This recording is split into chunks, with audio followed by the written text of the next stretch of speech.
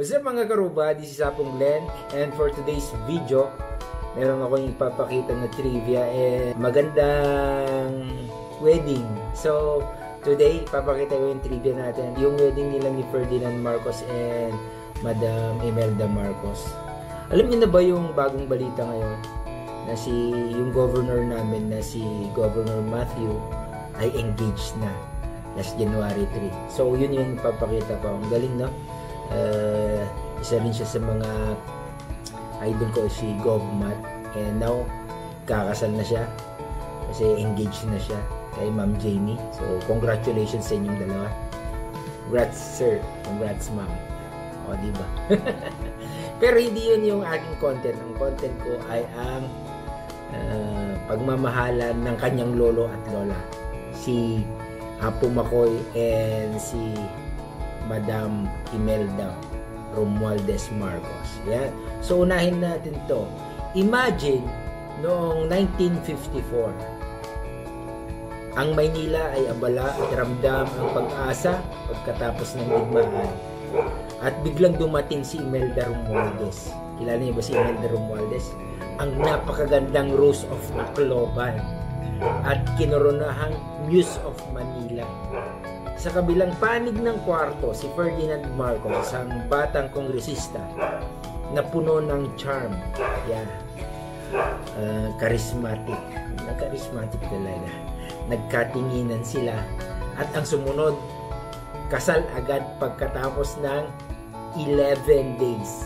11, 10 plus 1. 11 days.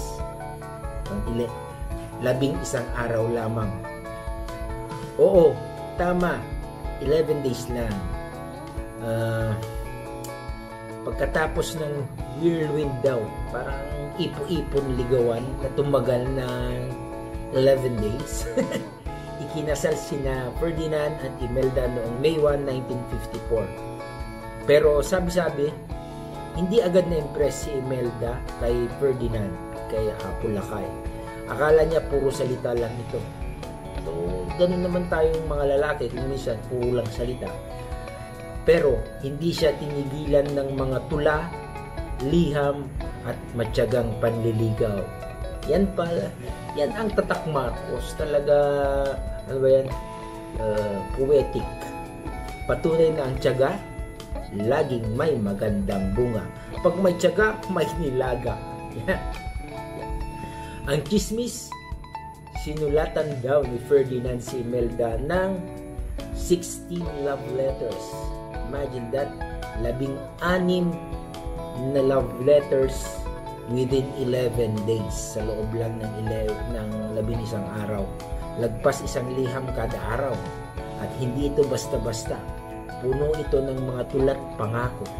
Isa sa mga linya niya raw ay, ikaw ang aking bituin, aking pangarap, aking buhay. Smooth. Ang kanilang kasal ay ginanap sa Pro Cathedral of San Miguel sa Maynila. Isang marangyang simbahan. Yan. Malaki siya.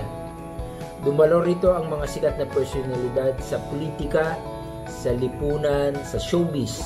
Isang kasalang pangmaharlika. Dahil bakit hindi? Malaki ang plano ni Ferdinand para sa kanyang kinabukasan. At si Imelda ang perfect na partner niya dito. O, diba? So, perfect one needs a perfect partner. Ang wedding gown ni Imelda ay gawa ng tanyag na fashion designer na si Ramon Valera, ang kauna-unahang national artist for fashion ng Pilipinas. Ang kanyang Terno-inspired gown kasama ng kanyang signature na kariktan ang naging simula ng kanyang pagiging reyna ng extravagant fashion. Okay? So, yun. Medyo extravagant talaga. Pero ito pa, hindi lang si Ferdinand ang nanligaw kay Imelda.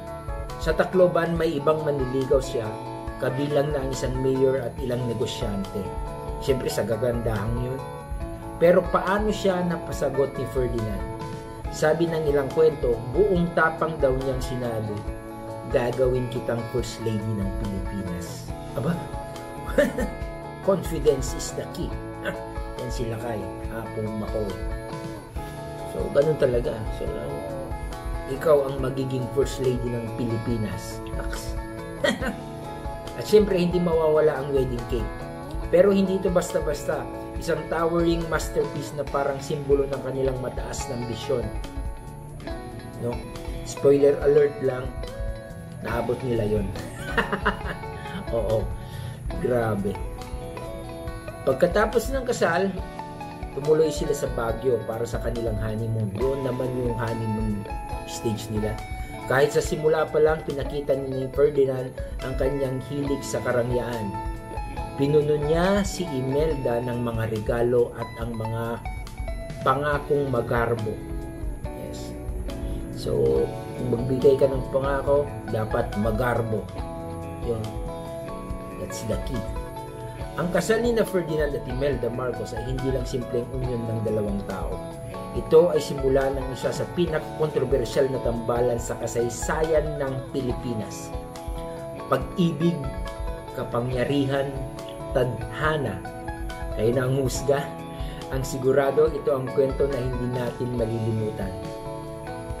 Diba? Hanggang ngayon, ang anak na nila, si Ferdinand Marcos Jr., President BBM, ang anak nila ay naging presidente na rin. Ayan. So, kayo, naniniwala ba kayo sa love at first sight? O baka naman politika ang tunay na dahilan ng kasalan nito?